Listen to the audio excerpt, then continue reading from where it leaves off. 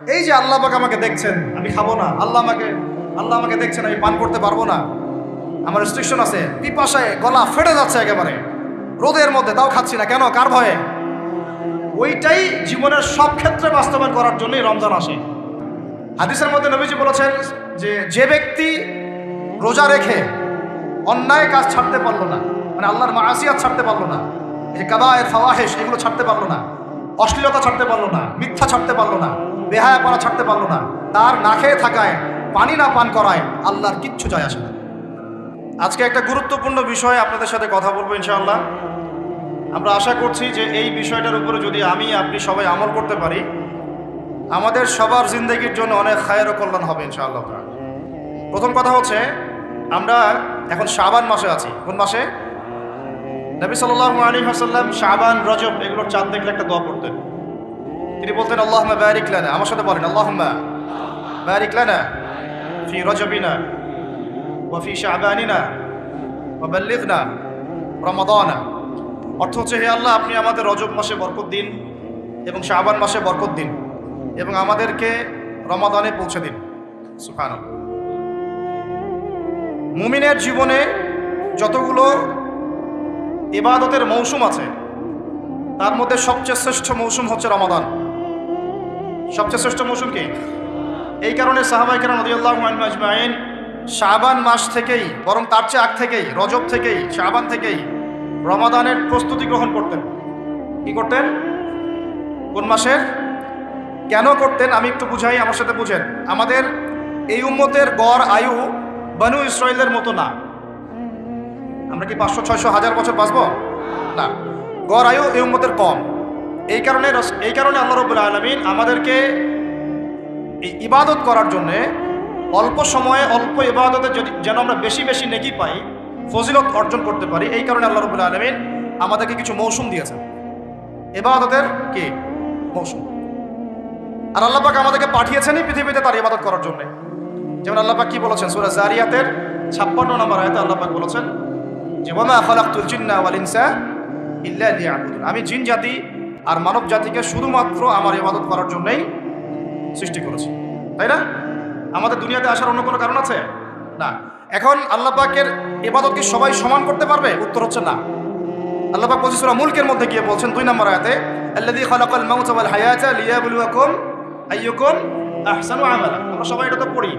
রাতের বেলা সূরা মুলক পড়েন, কে কে হাত তোলেন? মাশাআল্লাহ, হাত নামান। ফজিলত, রাতের বেলা সূরা মুলক পড়ে ঘুমালে ইনশাআল্লাহ এই চর্চা, এই অভ্যাস, এই সুন্নতের উপর আমল করতে থাকলে আল্লাহ চান তো এই আমলের ওসিলায় আল্লাহ পাক তাকে কবরের আযাব থেকে মুক্ত রাখবেন। সূরা মুলকের এই 2 নম্বর আয়াতে আল্লাহ পাক বলেছেন যে তিনি সেই আল্লাহ যিনি মৃত্যু সৃষ্টি করেছেন, জীবন সৃষ্টি করেছেন। কেন দুনিয়াতে পাঠিয়েছেন? কেন? লিয়াবলুয়াকুম আইয়ুকুম আহসানু আমালা। তিনি দেখতে চান তোমাদের মধ্যে আমলে শ্রেষ্ঠকে। কি দেখতে চান? আমলে, এমন না যে আমলে মধ্যমকে, আমলে গতানুগতিককে, এমনটা তিনি দেখতে চান না। ক্লাসে যে ফার্স্ট হয় তার পড়াশোনা, তার পরিশ্রম, আর যে লাস্ট হয় তার পরিশ্রম কি সেম? যে টেনে টেনে পাস করে তার পরিশ্রম কি সেম? তাহলে আমরা বুঝলাম, যদি আমাদেরকে ফার্স্ট হতে হয়, সেকেন্ড হতে হয়, থার্ড হতে হয়, টপ 10-এ থাকতে হয়, তাহলে আমাদের পরিশ্রমটাও কি করতে হবে? বেশি করতে হবে। সহজ জিনিস। আল্লাহ পাক এই জন্য আমাদেরকে পৃথিবীতে পাঠিয়েছেন। আল্লাহ পাক দেখতে চান না কে জুমার নামাজ পড়ে, কে শুধু ঈদের নামাজ পড়ে, কে শুধু নামাজও পড়ে আবার সুদও খায়, ঠিক আছে, কে আবার নামাজও পড়ে আবার মাদকও খায়, কে এদিকে ইসলামের জন্য মাহফিলের মধ্যে পরিশ্রম করতেছে আবার ওইদিকে মেয়ের সাথে জেনাও করে। আল্লাহ পাক এগুলো দেখতে চান না। আল্লাহ পাক দেখতে চান আমলের মধ্যে শ্রেষ্ঠকে, কে সবচেয়ে ভালো। তো সবচেয়ে ভালো হতে হলে কি ফর্মুলা? পরিশ্রম বেশি করতে হবে, তাই না? পরিশ্রম বেশি করতে হবে, অন্যদের চেয়ে বেশি অ্যাক্টিভ থাকতে হবে, বুঝতে হবে বেশি, কাজ করতে হবে বেশি, ত্যাগ করতে হবে বেশি, সবর করতে হবে বেশি, তাই না? একই বিষয়ে জীবনে সফল হওয়ার জন্যও, একই বিষয়ে দুনিয়ায় সফল হওয়ার জন্যও, একই ফিলোসফি পরকালে সফল হওয়ার জন্য। কথা ঠিক আছে?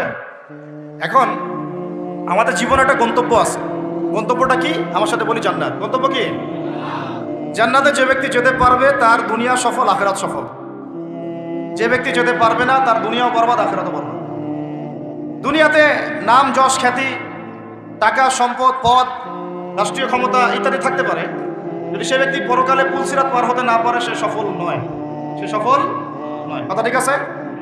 এখন মনে করেন পৃথিবীর সবচেয়ে প্রতাপশালী একজন মানুষ ছিল ফেরাউন। কি নাম ছিল? সে কি পরকালে সফল? ফেরাউনের একার যে পরিমাণ পলিটিক্যাল পাওয়ার ছিল, এখন এই জাতিসংঘেরও সেই পলিটিক্যাল পাওয়ার নাই। বুঝতে পারেন কথা কি? এখন কি সে সফল? কেন সফল না? কারণ দুনিয়ার জীবনে সে আল্লাহর হুকুম মানে নাই, এই পরীক্ষায় সে ফেল করছে। একই বিষয় এখানে অনেকের অনেক বড় বড় সম্পত্তি থাকতে পারে, ক্ষমতা থাকতে পারে, ঈমান আমল এবং ইসলাম ঠিক না থাকে, সে দুনিয়াতেও সফল না, পরকালেও সফল। ফালা ইয়াগুররান্নাকা তাকাল্লুবুল লাযিনা কাফারু ফিল বিলাদ, আল্লাহ বলেছেন কাফেরদের এই দৌরত্ব আধিপত্য তোমাদেরকে যেন প্রতারিত না করে। হেন সাল্লাল্লাহু আলাইহি ওয়াসাল্লাম। এখন কারুনের কথা আপনারা জানেন, কারুনের সম্পদ বেশি না আমাদের সম্পদ বেশি? বলেন। কারুনের সম্পদ বহন করার জন্যে একটা দল, মানে একটা গ্রুপ, এই ধরেন ভলেন্টিয়ার একটা গ্রুপ আছে, এখানে 100 জন ধরেন, একটা গ্রুপ অফ পিপল কারুনের সম্পদ রাখার চাবিগুলো পিঠের মধ্যে করে নিয়ে ঘুরে বেড়াইত। তার সিন্ধুকের তালা, সিন্ধুকের যে তালা, ওটা চাবি, এই চাবিটা নিয়ে, এই চাবিগুলো নিয়ে ঘুরে বেড়াইতো একটা দল মানুষ, একদল মানুষ। তাহলে সম্পদ বুঝতে পারেন কত বেশি? ওর বেশি সম্পদ না আমাদের বেশি সম্পদ? কার বেশি সম্পদ?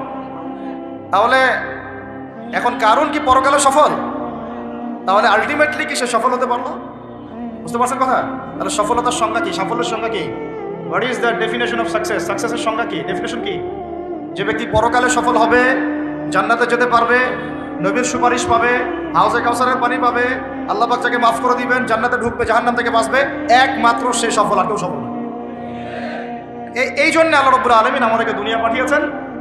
আর আমাদের যেহেতু বনু ইসরাইলের মধ্যে এত লম্বা হায়াত নাই, এই কারণে আল্লাহ রাব্বুল আলামিন আমাদেরকে আমলের, ইবাদতের কিছু মৌসুম দিয়েছেন। কি দিয়েছেন? মৌসুম। যেমন লাইলাতুল কদর, এক রাতের ইবাদত আপনার 1000 মাসের চেয়ে উত্তম। আপনারা তো সূরাটা জানেন, ইন্না আনজালনাহু ফি লাইলাতুল কদর ওয়া মা আদরাকা মা লাইলাতুল কদর, লাইলাতুল কদরি খায়রুম মিন আলফি শাহর, লাইলাতুল কদর খায়রুম উত্তম মিন আলফি শাহর, 1000 মাসের চেয়ে। এটা ক্যালকুলেটর দিয়ে 12 দিয়ে ভাগ করার দরকার নাই। আল্লাহ পাকের, আল্লাহ রাব্বুল আলামিন যখন এই ধরনের কোনো শব্দ বলেন, এর মানে হচ্ছে অফুরন্ত নেকি দেওয়া। অফুরন্ত মানে এমন না যে 83 বছর এত মাস, এই ক্যালকুলেট করার দরকার নাই। এটা অনেকে করেন। যেমন একটা হাদিসে আসছে, নবী সাল্লাল্লাহু আলাইহি ওয়াসাল্লাম বলেছেন, এই উম্মত ভাগ হবে 73 দলে, বনু ইসরাইল ভাগ হয়েছিল 72 দলে। হাদিস জানেন না? কুল্লুহুম ফিন্নার, সবগুলো জাহান্নামে যাবে, ইল্লা মিল্লাতুন ওয়াহিদা, একটা মিল্লাত বাদ দিয়ে। তিলা বলা হচ্ছে, মান হিয়া ইয়া রাসূলুল্লাহ, ইয়া আল্লাহর রাসূল বলেন সাল্লাল্লাহু আলাইহি ওয়াসাল্লাম, তারা কারা? নবীজি বলছেন সাল্লাল্লাহু আলাইহি ওয়াসাল্লাম, মান আলাইহি ওয়া আসহাবি আল ইয়াউমা, আজকের দিনে আমি আর আমার সাহাবীরা যার উপরে আছে। আর ওই 1400 বছর আগে আমি আর আমার সাহাবীরা যার উপরে আছে, আমি আর আমার সাহাবীরা যার উপরে আছি, মানে সাহাবীরা হচ্ছে মানদণ্ড। সাহাবীদের আমল, তাদের আকীদা, তাদের মানহাজ, তাদের মাযহাব, তাদের বুঝ, এগুলোকে ডিঙিয়ে আমার সামনে যাওয়া যাবে না। বুঝতে পারতেছি কিনা? মূল টপিকটা কি বললাম ভাই? আল্লাহ পাক আমাদেরকে এই দুনিয়াতে পাঠিয়েছেন তার ইবাদত করার জন্য, ইবাদতের জন্য কিছু মৌসুম দিয়েছেন। তার মধ্যে অন্যতম একটা হচ্ছে রমাদান মাস। যেমন আমি এক্সাম্পল দিচ্ছিলাম, লাইলাতুল কদর খায়রুম মিন আলফি শাহর, 1000 মাসের চেয়ে কি উত্তম। একটা হাদিস বলছিলাম যে এগুলা, এই ধরনের শব্দগুলো যেটা বলা হয় যে আমরা ভাগ হয়ে যাব 73 দলে, বনু ইসরাইল ভাগ হয়েছিল 72 দলে, এর মানে এক্স্যাক্টলি 72, এক্স্যাক্টলি 73 না। বাংলাদেশে আপনি 100টার বেশি ইসলামের দল পাবেন না? তাহলে এখানে 73 শব্দের অর্থ হচ্ছে বেশি, অর্থ কি? সংখ্যা আধিক্য বোঝানো হচ্ছে এখানে। এইরকম করেই লাইলাতুল কদর যে 1000 মাসের চেয়ে উত্তম, এর মানে এই নয় এটাতে এভাবে 1000 দিয়ে গুণ করতে হবে, মানে 12 দিয়ে ভাগ করতে হবে 1000কে, ব্যাপারটা এমন না। এটা হচ্ছে আল্লাহ পাকের প্রশস্ততা, আল্লাহ পাক যত ইচ্ছা বাড়াই দিবেন ইনশাআল্লাহ। এখন লাইলাতুল কদর যেমন একটা মৌসুম, রমাদান একটা মৌসুম, শবে বরাতের 15ই শাবান এটা একটা মৌসুম, আপনার জিলহজের প্রথম দশক একটা মৌসুম, হজের সময়গুলো একটা মৌসুম, এরকম করে আমলের কিছু মৌসুম আছে, কি আছে? সিজন আছে। সবচেয়ে সেরা সিজনটা হচ্ছে রমাদান। কি বলেন? আরেকটা প্রশ্ন এখানে উঠে আসবে যে রমাদান মাসটা কেন সবচেয়ে শ্রেষ্ঠ? এর উত্তরটাও কোরআনে আছে, সূরা বাকারার প্রথম দিকে, সূরা বাকারার 2য় পারার দিকে আছে। আল্লাহ পাক বলেছেন, বা'দা আউযু বিল্লাহি মিনাশ শাইতানির রাজীম, শাহরু রমাদানাল্লাযী উনজিলা ফীহিল কুরআন। রমাদান সেই মাস যে মাসে কি নাজিল করা হয়েছে? রমাদান মাসে কি নাজিল করা হয়েছে? এই কারণেই রমাদান মাসটা শ্রেষ্ঠ। এই কারণে কি রমাদান মাসটা শ্রেষ্ঠ। আর এই রমাদান মাসের আবার শেষ দশকে বেজর 5টা রাত পাওয়া যায়, 21, 23, 25, 27, 29। এর মধ্যে কোনো একটা রাত হচ্ছে লাইলাতুল কদর, কোনো একটা রাত। ওই রাতে আল্লাহ রাব্বুল আলামিন নাজিল করেছেন আল কোরআনুল কারীম। এখন আমাদের জীবনের যতগুলো সময় আমরা অলরেডি নষ্ট করে ফেলেছি। অনেকের বয়স এখানে 25, 30, 40, 50 ইত্যাদি, তাই না? অনেক সময় দেখা গেছে 10, 15 বছর, 20 বছর আপনি দিনের বুঝেই ছিল না। এমন হয় নাই? হয় নাই? বহু মানুষ দেখা গেছে এখনো দিন বুঝেন না, বয়স 40, 50 হয়ে গেছে। এখন যদি একজন ব্যক্তির হায়াত থাকে 70 বছর, তাহলে তো আমল করার জন্য বাকি আছে 20 বছর। আর শেষের হয়তো 5 বছর সে আমল করতে পারবে না এত অ্যাক্টিভলি। শেষের বয়সগুলো কি হয়? মানুষ দুর্বল থাকে, দুর্বলতা ফিল করে, বিভিন্ন রোগ ব্যাধি বাসা বাঁধে, স্বাভাবিক। তাহলে আমাদের সবচেয়ে গোল্ডেন টাইম যৌবনকাল কোনটাটাই বলেন? যৌবনকাল বলতে কতটুকু ধরেন? 15 থেকে 40 বা 45, 50 হাইয়েস্ট, বা 20 থেকে 40। এই সময়টুকুর মধ্যে আমরা আবার বেশিরভাগ যুবক ছেলেমেলে হয় মেয়ে, অথবা জুয়া, অথবা পাবজি, অথবা ফ্রি ফায়ার, অথবা দেখা যায় জেনা, অথবা মাদক, অথবা রাজনৈতিক কোনো দল করতেছি। মানে আমরা আমাদের সময়গুলো অপচয় করতেছি যুবকদের বেশিরভাগই।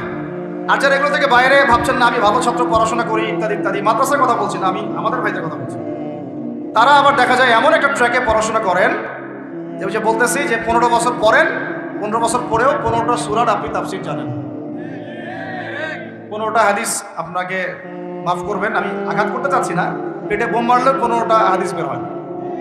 এটা কি বাস্তবতা না? কথা ঠিক না ভুল? তাহলে এখন 15 বছরে আপনি 15 কোটি টাকা মনে হয় খরচ করেছেন পড়াশোনার জন্য। যারা বেসরকারি বিশ্ববিদ্যালয়ে পড়ে তাদের তো কথাই নাই, লক্ষ লক্ষ টাকা ঢালতেছে, থাকা খাওয়া, মানে চলাফেরা, মেসের লাইফ, ফ্ল্যাট ভাড়া নেওয়া, প্রাইভেট কোচিং, কত কি না করতেছে। কিন্তু আলটিমেটলি ওই যে বললাম সাফল্যের সংজ্ঞা কি? পুলসিরাত পার হইতে হবে। তো পুলসিরাত পার হওয়ার জন্য যে এলেম লাগবে, ওই এলেমের সাথে আপনার এলেমের কোনো সম্পর্কই নাই। এখন আবার আপনার এলেমের সম্পর্ক হয়ে গেছে শরীফার সাথে। তো এগুলো দিয়ে কিভাবে পার পাওয়া যাবে সেটা আপনারাই ভাবেন, আমি বেশি বলতে চাচ্ছি না। বেশি বললে তো বলবেন বলছি, তাই না? বেশি বললে তো বলবেন যে বেশি বেশি বলতেছেন। আল্লাহ পাক একটা জাতিকে, শুনেন, আল্লাহ পাক একটা জাতিকে ফেরেশতাদেরকে নামিয়ে দিয়ে মাটিটা এভাবে উপরে তুলে আসমানে উঠায়, পাথর নিক্ষেপ করে, বড় বড় পাথর নিক্ষেপ করে, রজম মানে থেতলা করে উল্টা দিকে এভাবে দাফন করে দিয়েছিলেন। এটা হচ্ছে সাদুম গোত্র, জর্ডানের ডেড সি, মৃত সাগরের পাশে এরা থাকতো। এই কওমের অপরাধ ছিল, এরা ছিল ছেলে ছেলে জেনা করত। কি করতো বলেন? ছেলে ছেলে জেনা করত, ছেলে ছেলে প্রেম, ছেলে ছেলে মহব্বত, ছেলে ছেলে জেনা। এখন বলা হচ্ছে যে একটা ছেলে, বাহির থেকে ছেলে, মনটা নাকি মেয়ের মতো। মনটা যদি মেয়ের মতো হয় তাহলে ও সার্জারি করার পরে কার সাথে মানে যৌন সম্পর্ক করবে? কার সাথে? মেয়ের সাথে না ছেলের সাথে? আগে ছিল ছেলে, পরে সেক্সুয়াল সম্পর্ক করতেছে ছেলের সাথে, তাহলে এটা কি হলো? সমকামিতা। কি হলো? সমকামিতাকে ঘুরাই খাইলেন আর কি। যেমন সুদ অনেক সময় মানুষ ঘুরাই খায়, ওই রকম সমকামিতাটাকে ঘুরাই খাওয়ার চেষ্টা করা হচ্ছে। পৃথিবীর ইতিহাসে এমন কোনো কম ছিল না এই কম এলুতের আগে। সূরা আনকাবুত পড়েন। কোন সূরা? সূরা আনকাবুত আর সূরা হুদ। সূরা হুদ, সূরা আনকাবুত, দেখবেন বিস্তারিত লেখা আছে। এত জঘন্য কম ছিল, এত জঘন্য যে দুজন ফেরেশতাকে আল্লাহ পাঠিয়েছেন লূত আলাইহিস সালামের ভাষায়, ওই ফেরেশতাদেরকেও তারা চাচ্ছে। নাউজুবিল্লাহ। চিন্তা করা যায়? ওটা আরেকটা আলোচনা, তবে এর শাস্তিটা জেনে রাখেন।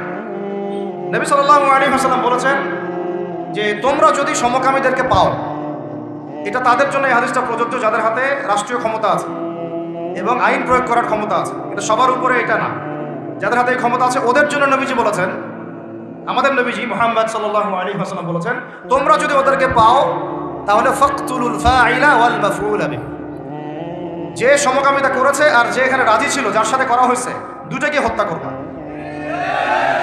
এই মৃত্যুদণ্ডের শাস্তি কে দিয়েছেন? আল্লাহ এবং তার রাসূল। আপনারা চাইলে মানেন, না হলে মানেন না, কিন্তু কালকে আমাদের মাঠে আপনাকে একদম কলার ধরে জিজ্ঞাসা করা হবে যে কেন তোমার খেলাফতে, মানে তোমার দায়িত্বে, খেলাফত মানে কি? দায়িত্ব। আমরা সবাই আল্লাহর খলিফা, আমরা কি সবাই আল্লাহর, মানে আল্লাহ পাকের প্রতিনিধি। তো তোমার খেলাফতে, তোমার রাজত্বে, তোমার মানে শাসন ব্যবস্থার মধ্যে এরকম হলো কিভাবে? তুমি আজকে উত্তর দাও সবার সামনে। মনে করেন না যে আল্লাহ পাক ধরবেন নাই, বেশি না, অপেক্ষা করতে থাকেন। কতদিন বাঁচবেন? 100 বছর? 100 বেশি তো আর কেউ বাঁচবে বলে মনে হয় না। আল্লাহ পাক এটা ধরার জন্য অপেক্ষা করছেন, যদি না আমরা ফিরে আসি। ফিরে এসে তওবা করলে আল্লাহ মাফ করে দেবেন ইনশাআল্লাহ। এরকম অনেক কথা আল্লাহ কোরআনে বলেছেন। সত্যি কথা বলতে আমরা এই কোরআনের প্রতি সত্যিকার অর্থে শ্রদ্ধাশীল না। মুখে মুখে বলি আমরা কোরআন ফলো করি, কোরআন ভালোবাসি, কোরআনের জন্য জান দিব, ইত্যাদি ইত্যাদি। অনেক সময় দেখা যায় কোরআন আমরা তেলাওয়াতও করতে পারি না। যে কিতাব তেলাওয়াতি করা শিখলাম না, তার জন্য আপনি জীবন দিবেন? যে কিতাবের তেলাওয়াতি আপনি শিখতে পারলেন না এখনো, এখন সেই কিতাবের হুকুম বাস্তবায়ন করবেন, এই পর্যন্ত ঈমান তো যাওয়া অনেক দূরের কথা, তাই না বিষয়টা?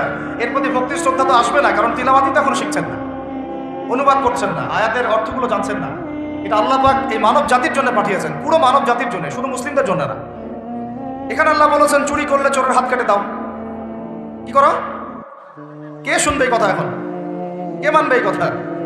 আল্লাহ পাক বলেছেন যদি জেনা করে, সমকামিতা তো বহু দূরের কথা, এমনি জেনা করলে জনসমক্ষে 100 বেত্রাঘাত করবা।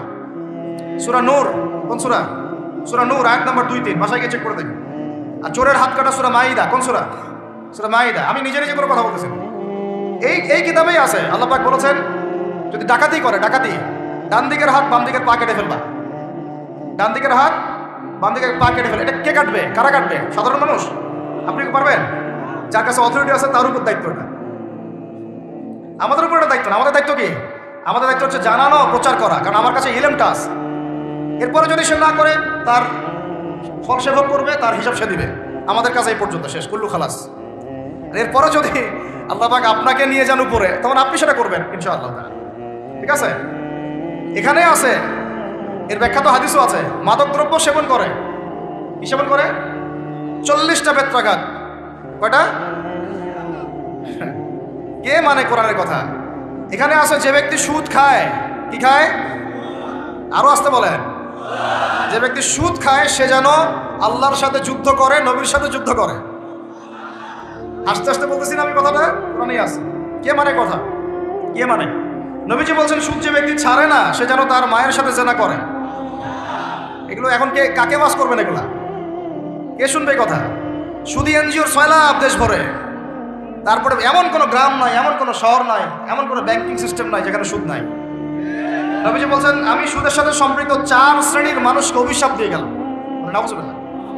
আমাকে বুঝান তো, নবীর অভিশাপ নিয়ে কেউ জান্নাতে যাবে? হ্যাঁ? নবী কাউকে সাল্লাল্লাহু আলাইহি ওয়াসাল্লাম যদি কাউকে অভিশাপ দেন, ও জান্নাতে যেতে পারবে? এত সহজ? নবীজি বলছেন যে সুদ খায় আমি তাকে অভিশাপ দিলাম, যে সুদ দেয় আমি তাকে অভিশাপ দিচ্ছি। যে সুদ খায়ও না, দেয়ও না, কিন্তু সাক্ষী থাকে, কি থাকে? আমি তাকে অভিশাপ দিচ্ছি। আর যে ব্যক্তি সাক্ষীও থাকে না কিন্তু লিখে রাখে, আমি তাকেও। আর বলেন তো এর মধ্যে পড়লো কিনা? পুরো সিস্টেমটা পড়ে নাই? আরো আছে এই যে মেয়েরা কি শুনতে পারতেছে? যেসব মেয়েরা পুরুষের পোশাক পরে, যেসব মেয়েরা পুরুষের পোশাক পরে, ট্রান্সজেন্ডার তো বহু দূরের কথা। ট্রান্সজেন্ডার মানে তো লিঙ্গ পরিবর্তন করতেছে, তাই না? ওর মনটা নাকি মেয়ে মেয়ে করে, মনটা নাকি ছেলে ছেলে করে।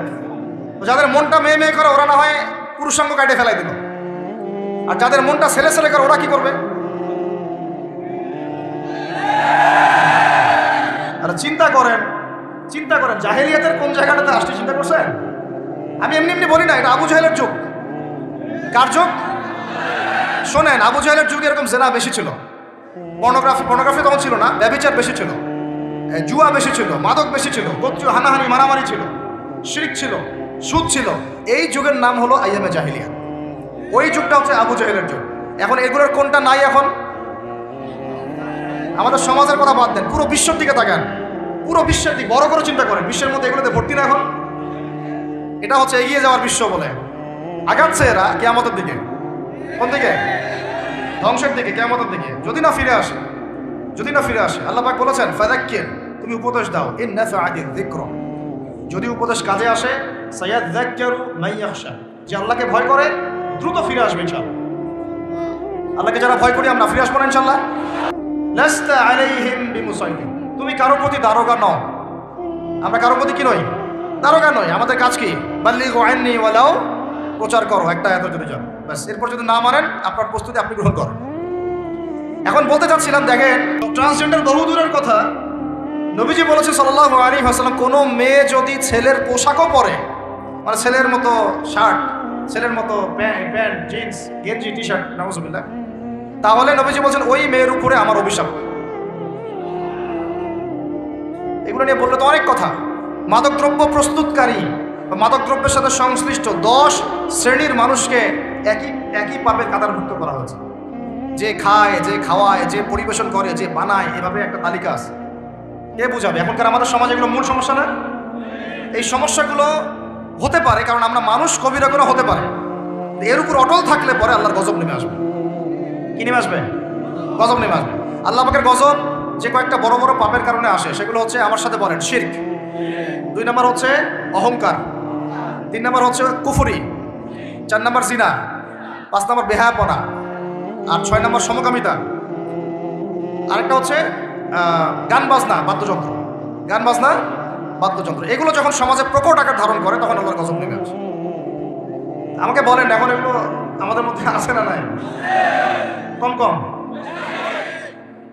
এখন কথা হচ্ছে এগুলো থেকে মানুষকে ফেরানোর জন্য আল্লাহ রাব্বুল আলামিন একটা বিষয় খেয়াল করেন না, যে যখন সূর্য ডুবে যায় তখন পাখিগুলো কি করে বলেন? বাসায় ফিরে যায় না? মানে দিন শেষ, সূর্য ডুবে গেছে, এখন বাসায় ফিরতে হবে, তাই না? এভাবে আল্লাহ পাক রমাদান দিয়েছেন আমাদেরকে কেন জানেন? যাতে এই যে সারা বছর আমরা এদিক ওদিকে ছোটাছুটি করে দূরে সরে গেছি না, এখন কাছে আসো, ঘরে আসো, আল্লাহর কাছে আসো। রমজান মাসে কোথায় আসো? আল্লাহর কাছে আসো। এখন আল্লাহর কাছে আসতে হলে আপনার প্রিপারেশন লাগবে না? আমি আপনাদেরকে আজকে 15টা পয়েন্ট বলবো ইনশাআল্লাহ। বেশি বড় বড় করে না, জাস্ট সংক্ষিপ্ত করে 15টা পয়েন্ট। এই পয়েন্টগুলো আমাদেরকে রমাজানের আগেই নিজের মাথায় ঢুকাইতে হবে। পাক্কা নিয়াত করতে হবে আল্লাহ পাক যেন আমাকেও তৌফিক দেন, আপনাদের সবাইকে তৌফিক দেন। তো আমি যেটা বলছিলাম ভাই, আমাদের আগে ইলম শিখতে হবে, আমল বাড়াইতে হবে, ওলামা কিরামের সোহবত লাগবে, আর রিজিক হালাল করতে হবে। কি করতে হবে? কোন অবস্থায় সুদ, ঘুষ, হারাম, দুর্নীতির সামনেও যাবেন। যদি যান আপনি পরকালে পস্তাবেন, আর কিছু বলার নেই আমার। যদি যান তাহলে আপনি দুনিয়াতেও পস্তাবেন, পরকালে পস্তাবেন। আল্লাহ পাক আপনাকে হেফাজত করে না। আমি বের হয়ে আসেন, নিয়াত করেন, রিজিকের মালিক আল্লাহ। আর রাজ্জাক কে? কে আর রাজ্জাক? এই সাগরের নিচে যে মাছগুলো থাকে লক্ষ লক্ষ কোটি কোটি, কোনোদিন সুদ খায়? ঘুষ খায়? জুলুম করে? ওদেরকে কে খাওয়ায়? এই জমিনে যত প্রাণী আছে চাকরি বাকরি করে, কখনো ব্যবসা করে? কিছুই তো করে না। কে খাওয়ায়? তা আমাকে সুদি খাওয়া লাগলো? আমাকে রিজিকের জন্য সুদি খাওয়া লাগলো? হ্যাঁ, আমাকে খুশি খাওয়া, আমাকেই খাওয়া লাগলো? আমাকেই দুর্নীতি করতে হবে? আল্লাহ পাক আমাদেরকে বুঝ দান করেন। আমি রিজিক আল্লাহ পাক দিবেন। যদি আপনি হারামে চান তখন হারামেই পাবেন, হালালে চাইলে আল্লাহ পাক হালাল রাস্তা বের করে দিবেন ইনশাআল্লাহ। এইগুলো আমাদের কাজ ভাই। একদিন 2 দিনের মাহফিল করে আমরা সব কায়েম করতে পারবো না। তারপরে আমাদের পরিবারের আদর্শ ঠিক করতে হবে, পরিবারের মেয়েদেরকে পর্দায় রাখতে হবে, সবাইকে সৎ কাজে আদেশ করতে হবে, অন্যায় কি করতে হবে? নিষেধ করতে হবে, দাওয়াতের কাজ করতে হবে, আলেমদের সোহবতে থাকতে হবে, উম্মাকে ঐক্যবদ্ধ করার চেষ্টা করতে হবে। তারপরে ইনশাআল্লাহ দিনের জন্য কিছু করা যাবে। তো ঠিক আছে কথা? আল্লাহ পাক আমাদেরকে বোঝার তৌফিক দান করেন।